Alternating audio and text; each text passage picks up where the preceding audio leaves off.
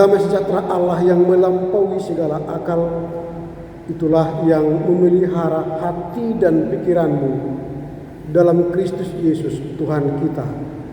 Amin.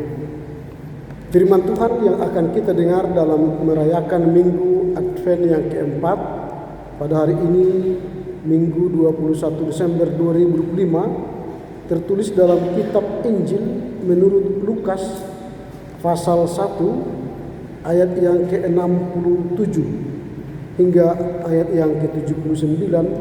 Saya baca dari Alkitab terjemahan baru 2, demikian tertulis. Nyanyian pujian Zakaria. Zakaria ayahnya penuh dengan Roh Kudus lalu bernubuat. Terpujilah Tuhan Allah Israel, sebab ia datang untuk melawat dan membebaskan umatnya.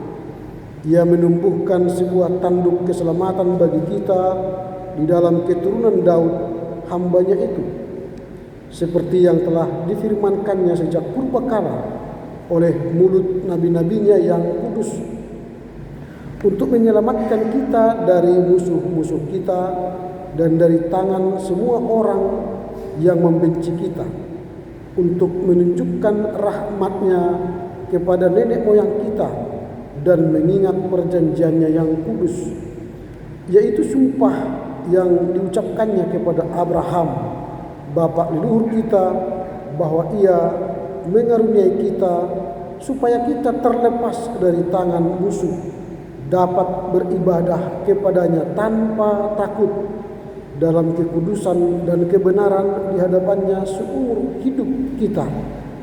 Dan engkau, hai anakku, akan disebut Nabi Allah yang Maha Tinggi, karena engkau akan berjalan mendahului Tuhan untuk mempersiapkan jalan-jalannya, untuk memberikan kepada umatnya pengertian keselamatan berupa pengampunan dosa-dosa mereka. Oleh rahmat dan belas kasihan Allah kita, surya pagi dan dari tempat yang tinggi akan melawat kita, untuk menyinari mereka yang tinggal dalam kegelapan dan dalam naungan maut, untuk mengarahkan kaki kita ke jalan damai sejahtera. Demikian firman Tuhan, kita sambut dengan nyanyian.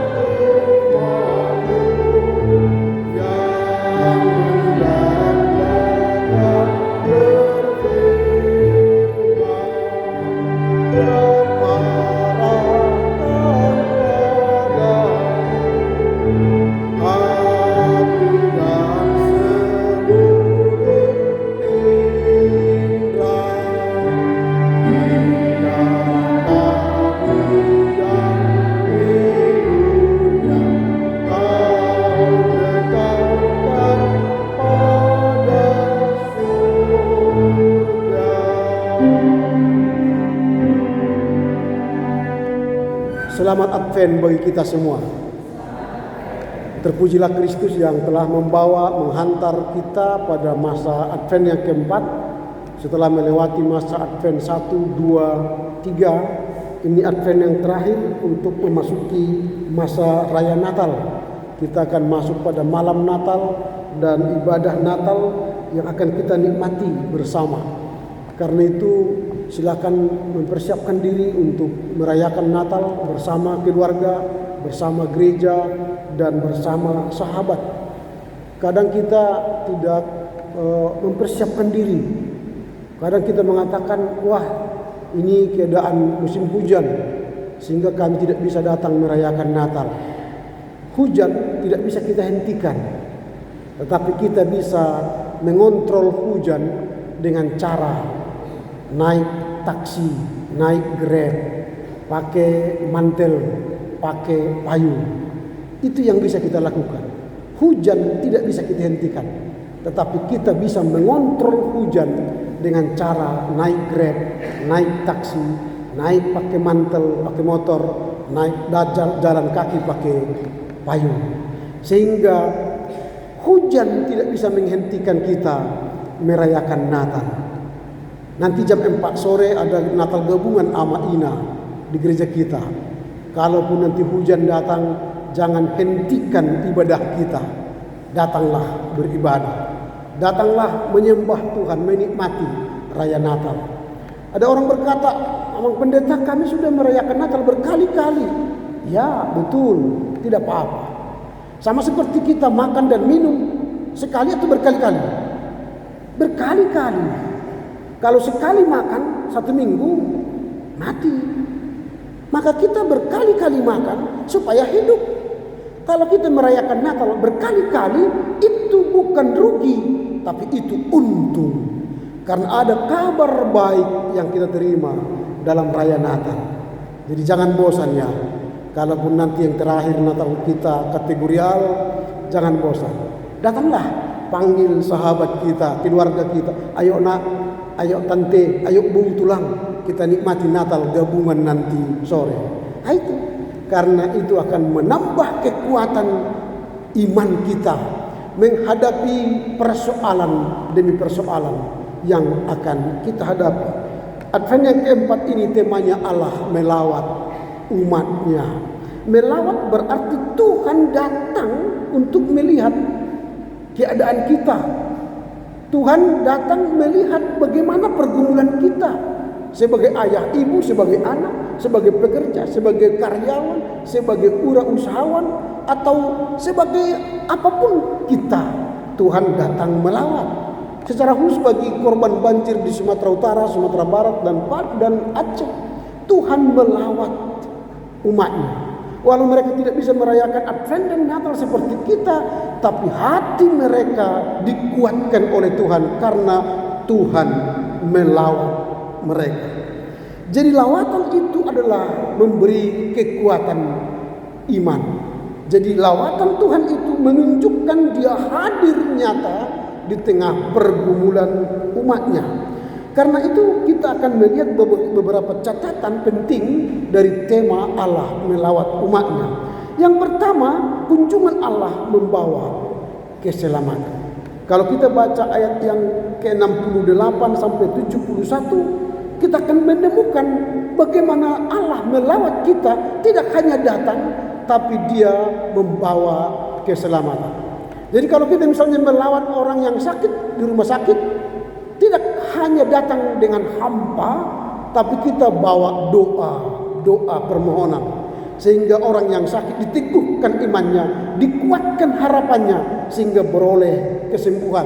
Apalagi kalau kita bawa lagi buah tangan, jeruk 1 kilo, pisang 1 kilo, akan menambah semangat dia melawan sakit penyakitnya. Jadi kalau kita melawat, bawalah sesuatu. Allah membawa keselamatan. Jadi kalau kita pergi ke rumah tetangga, bawalah sesuatu, minimal kabar baik. Jangan bawa kabar buruk, menggosip atau mengatakan yang tidak kepada orang, tapi bawalah kabar baik yang meneguhkan imannya, yang membawa dia pada pemahaman yang benar terhadap imannya. Jadi Allah melawat umatnya dengan membawa keselamatan. Zakaria melihat keselamatan itu.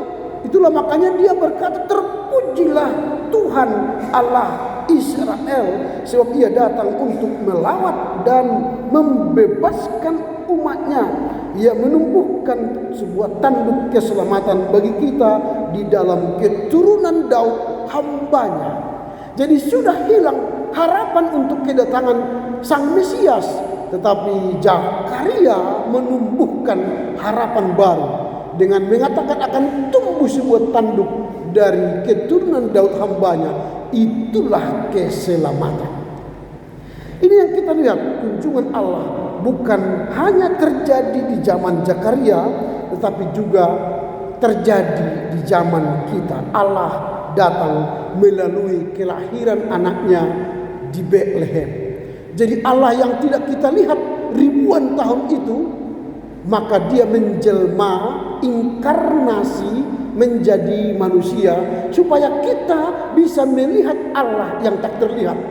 Karena Allah yang nun jauh di sana, imanen, transenden maksudnya jauh, menjadi Allah yang imanen, Immanuel, berserta bersama kita. Itu yang pertama. Yang kedua yang kita lihat dari tema ini, Allah melawat umatnya, janji pembebasan dan pengampunan. Kalau kita baca ayat 72-75, Zakaria menunjukkan dengan memuji Tuhan karena janjinya Abraham sebagai nenek moyangnya mendapat pengampunan kepada mereka. Karena Allah yang melawat itu, yang datang itu tidak hanya memberi janjinya kepada Abraham, tetapi kepada keturunan Abraham Allah memberi pembebasan, yaitu keselamatan, bahkan membebaskan dari perbudakan. Kalau teks ini dalam perbudakan di Babel, maka mereka berharap dibebaskan dari Babel kembali ke Yerusalem untuk beribadah di Bait Allah, di Yerusalem. Pembebasan berarti mereka yang berdosa diampuni dosanya, sehingga penghukuman di Babel boleh berkurang atau mereka lewati dengan kekuatan Tuhan. Berarti pembebasan itu, pengampunan itu memberikan kepada mereka sebuah jaminan bahwa Allah tidak berlama-lama lagi menghukum mereka. Lalu kalau kita lihat dalam peristiwa Natal, ketika Yesus lahir di Bethlehem, dia menyerahkan dirinya untuk membebaskan manusia dari belenggu dosa, dari jeratan dosa, dari kuasa dosa. Maka kelahiran Yesus menjadi harapan bahwa kelak dia akan membebaskan kita dari dosa. Itu terlihat dari karyanya, kematiannya di kayu salib. Itu yang kedua, janji pembebasan dan pengampunan. Lalu yang ketiga dari teks tema ini, Allah melawat umatnya, kita melihat Yohanes Pembaptis sebagai perantara jalan bagi Tuhan. Zakaria berkata dalam ayat 76-77 bahwa Yohanes itu hanyalah perantara untuk kedatangan Sang Juru Selamat. Dia yang akan membaptis kita dengan Roh. Kalau Yohanes membaptis dengan air, karena Yohanes membaptis untuk bertobat, tapi Yesus membaptis untuk keselamatan kekal. Maka Yohanes hanyalah pengantar jalan bagi hadirnya Yesus. Maka kalau Allah hendak melawat umatnya, dia menjadikan Yohanes sebagai pengantara jalan keselamatan itu. Itulah yang kita lihat dari teks ini. Bahkan yang keempat, Allah melawat umatnya, terang yang membawa pengharapan baru. Ayat 78-79, bahwa yang akan datang itu, Sang Mesias itu adalah Sang Surya, Sang Cahaya, Sang Matahari yang akan menyinari seluruh bumi. Tidak hanya menyinari lokal, misalnya hanya Israel, tapi menyinari seluruh bumi. Itu berarti bumi kota Batam pun disinari Sang Surya itu. Atau dunia bisnis kita, dunia kerja kita, ada dunia keluarga kita, Yesus sinari. Sehingga perjalanan kita tidak dalam kegelapan, perjalanan kita dalam terang. Kalau kita berjalan dalam terang, bisa terantuk, bisa menginjak yang becek, yang kotor, yang jorok, bisa menabrak tembok. Tapi berjalan dalam terang, kita melihat jalan kita, arah kita, tujuan kita yang jelas, sehingga berjalan dalam sukacita. Jadi kelahiran Yesus di Bethlehem itu memberi terang pengharapan, walaupun ada pergumulan, persoalan kehidupan kita. Jika dia lahir sebagai surya kita, sang terang kita, maka perjalanan kita akan menjadi terang, bahagia, damai, dan tenang. Itulah yang kita lihat dari teks ini. Nah, pertanyaan kita sekarang ialah, apa-apa saja yang dilakukan oleh Allah dalam rangka melawat umatnya? Apa saja yang dilakukan Allah dalam rangka melawat umatnya, melawat kita GKPA yang ada di Batam? Yang pertama, Allah melawat umatnya dengan membebaskan umatnya dari belenggu dosa, sehingga dia memberi keselamatan. Terpujilah Tuhan, kata Zakaria, Allah Israel sebab ia datang melawan, membebaskan umatnya. Jadi kalau kita pun berdosa, kita dibebaskan dari dosa kita. Nah, apa simbol pembebasan dosa dalam iman Kristen atau iman kita di GKPA? Caranya ialah hadirlah dalam ibadah perjamuan kudus.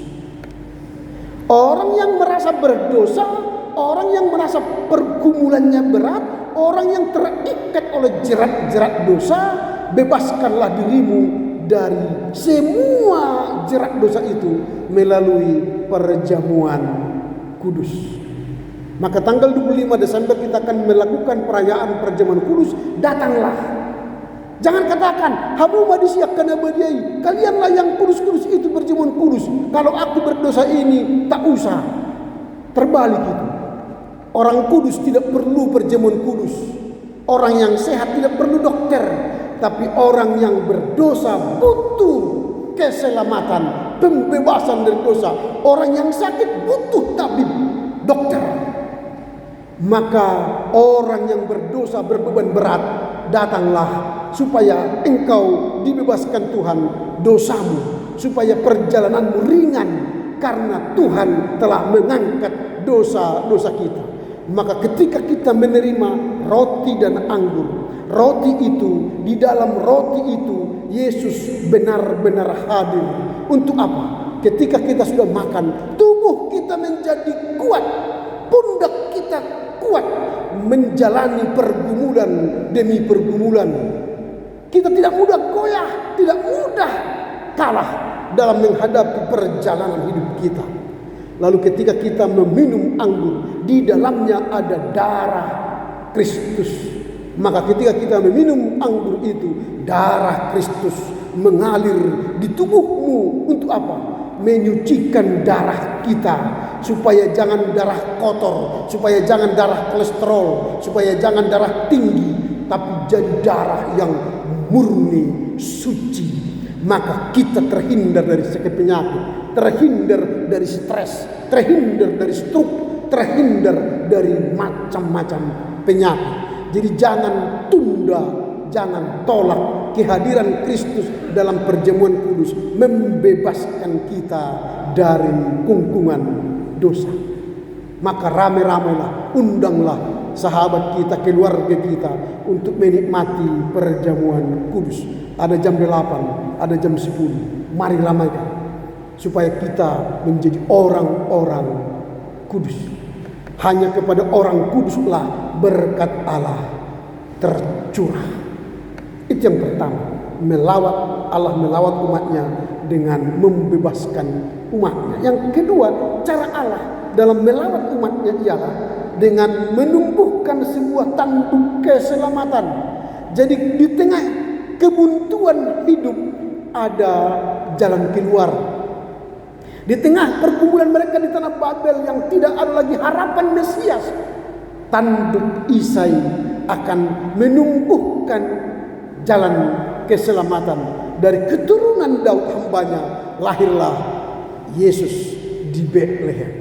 Jadi di tengah harapan ada pergumulan yang kita gumuli, tetapi jangan putus asa, karena di pergumulan itu akan tumbuh berkat-berkat yang luar biasa. Pernah melihat pohon korma? Tidak pernah ya, itu di Mesir ada pohon korma. Nah, kalau menanam pohon korma, apakah dia ditanam lalu tumbuh? Tidak. Menanam pohon korma, bijinya itu ditanam dalam sekali.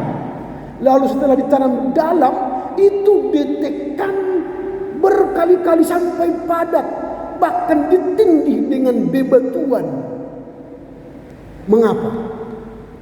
Supaya pohon korma pertama-tama dia mencari air ke dalam. Akarnya itu mencari air ke dalam gurun pasir di bawah sana. Setelah dia menemukan air, akarnya menemukan air, maka tunasnya akan tumbuh menerjang batu yang di atasnya, dan dia akan tumbuh. Kalau dia sudah tumbuh, tidak akan mati. Hujan kering sampai kapanpun, puluhan tahun korma tidak akan mati. Mengapa? Karena dia telah menemukan air sumber hidupnya. Kita pun begitu. Jadi kalau kita menemukan tanduk keselamatan, sumber air kehidupan, Sang Firman, maka ketika kita tertahu dalam firman yang hidup itu, maka apapun persoalan kita tidak mudah goyah. Kita akan menjadi warga jemaat yang hidup dan punya harapan. Itu yang kedua. Yang ketiga, Allah melalui umatnya dengan menumbuhkan sebuah tanduk. Dan ketiga, Allah melalui umatnya dengan memenuhi janjinya yang diberikan kepada nenek moyangnya. Kalau kepada Abraham, Allah telah memenuhi janjinya melahirkan anak yang sudah lama ditunggu. Maka kepada kita, jika kita berada pada sang surya, sang terang itu, maka janji-janjinya akan dipenuhi kepadamu, kepada kita. Hanya orang yang mengakui keturunan Abrahamlah berkat Allah juga akan mengalir. Kita adalah keturunan Abraham. Kita adalah keturunan Abraham. Mengapa? Karena Abraham Allah nenek atau orang percaya, dikenang menjadi opungina prosea, orang bapak, orang yang beriman. Kalau kita sudah berbapak kepada Abraham, beriman lagi, maka kita akan diberikan penggenapan janji-janji Allah. Apa yang hendak kita renungkan dari Minggu Advent yang keempat ini, sembari kita menanti raya Natal, malam Natal dan Natal? Yang pertama, tentulah Allah akan melawat kita, keluarga demi keluarga. Datang ke rumah kita, Allah melawat kita. Persoalannya, apakah pintu rumah kita buka supaya Allah datang melawat kita? Apakah pintu hati kita buka supaya Allah melawat hatimu, supaya Allah menyelamatkanmu dari pergumulanmu yang besar, sehingga Allah mengangkat pergumulan itu menggantikan berkat-berkat berkelimpahan. Yang kedua, ingatlah janji Tuhan pasti digenapi. Apapun janji-janji Tuhan kepada Abraham, katakan, Tuhan genapi janjimu kepadaku. Ada janji-janji Tuhan, klaim janji Tuhan. Jika engkau percaya, apapun yang kamu minta, Tuhan akan berikan. Klaim, sehingga janji Tuhan itu terjadi atas kita. Yang ketiga, bebaskanlah dirimu dan berilah pengampunan kepada dirimu dan orang lain. Memberi pengampunan kepada istri, suami, kepada anak-anak, kepada teman sekerja, kepada tetangga, maka itu akan menyelamatkan. Bahkan bebaskan dirimu dari kumpulan dosa melalui perjamuan kudus yang akan segera kita layankan di gereja ini. Dan yang keempat, hadapilah kegelapan pergumulan dengan terang Tuhan. Saya katakan tadi sama seperti hujan. Hujan tidak bisa kita hentikan, tapi hujan kita bisa kontrol. Sama dengan itu juga, masalah tidak bisa kita hentikan datang kepada kita. Penyakit pun tidak bisa kita hentikan kepada kita, tapi masalah penyakit bisa kita kontrol supaya kita tidak dikuasai masalah, supaya kita tidak dikuasai penyakit. Kontrollah dirimu melalui iman yang kuat dan yang teguh. Yang terakhir, sambutlah kehadiran Tuhan dalam kehidupan kita. Yesus tidak hanya lahir sekali, hanya bulan Desember, tapi Yesus lahir tiap hari, tiap bulan, tiap tahun. Jadi walaupun kita rayakan kelahirannya di Desember, bukan Yesus lahir di hati kita hanya Desember. Yesus harus hadir Januari, Februari, Maret, sampai Desember lagi. Kalau hanya Desember Yesus lahir, maka banyak orang yang munafik. Di Desember baik sekali, Januari jahat sekali, apalagi setelah Juni. Jangan begitu. Orang yang percaya setiap hari lahir Yesus, sehingga perkataan, tindakan, sikapnya adalah seperti Yesus. Kiranya Tuhan menolong kita mengerti, memahami firman-Nya hari ini dan melakukannya dalam kehidupan kita sehari-hari. Amin.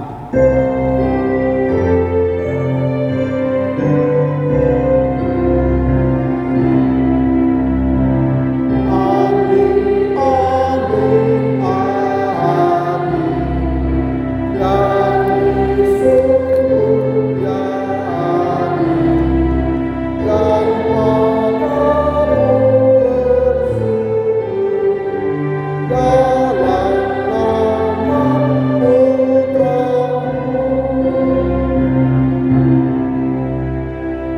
Terima kasih Bapa, Engkau bersedia melawat kami, umat-Mu yang penuh dosa dan gelimang kejahatan.